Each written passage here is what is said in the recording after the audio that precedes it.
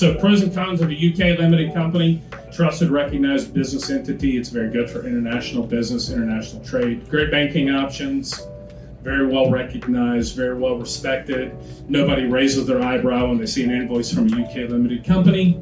Access to the UK and EU markets. Downsides are they do have some pretty strict reporting requirements, and you have a 19% company tax on all worldwide profit. Pros and cons here for UK limited company. Again, if you are running a virtual business with digital products, you will be stuck paying 19% company tax if you keep it running through a UK limited company.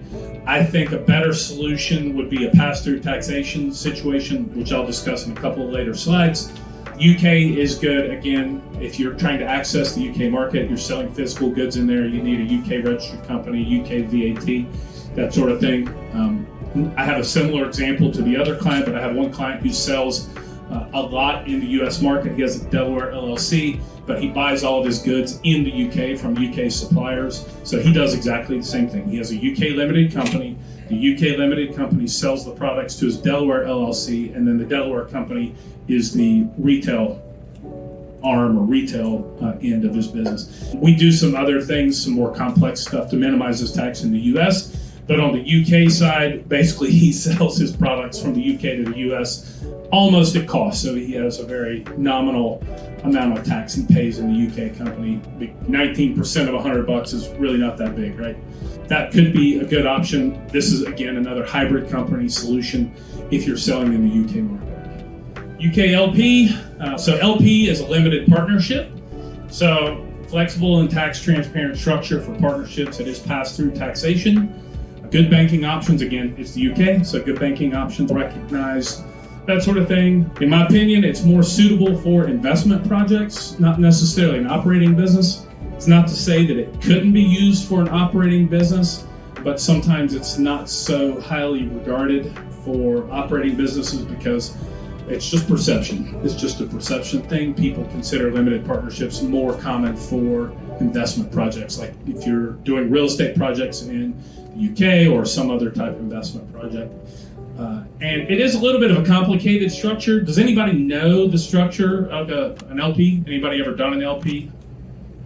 Okay, so an LP is a limited partnership. You have to have a general partner or a GP and one or more limited partners. And so if you have a liability associated with the activity of the business, then all of that liability falls onto the general partner. So you sell a widget, somebody dies from eating your widget and sues you for $10 million. Your GP has 100% of the liability associated with that. So the only way to minimize that is we have to create another company to be the GP of your limited partnership so that you don't have personal liability associated with the operation of that activity. And then that's what makes it a little bit of a complex structure because we have to have at least two entities in place there. And that can also complicate tax things because you have two owners of a partnership. Pros and cons of a Canadian LP. This is almost identical to a UK LP. One of the big advantages, though, to a Canadian LP over a UK LP, one of the nice ones is there's no annual reporting for anything if you don't do any business in Canada, which is cool. I mean, you have to do your annual report for the limited partnership, but no tax reporting. You don't have to do any filing or anything. However, if you do have any business activity in Canada, then it does get a little messy.